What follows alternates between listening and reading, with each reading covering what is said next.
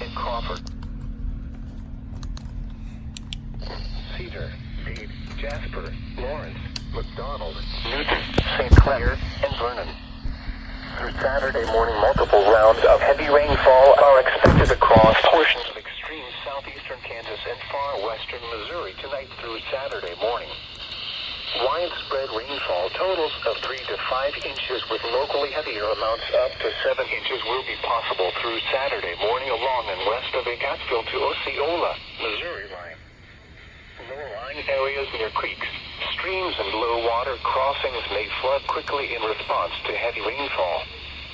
A flash flood watch means that conditions may develop that lead to flash flooding. Flash flooding is a very dangerous situation. You should monitor later forecasts and be prepared to take action should flash flood warnings be issued.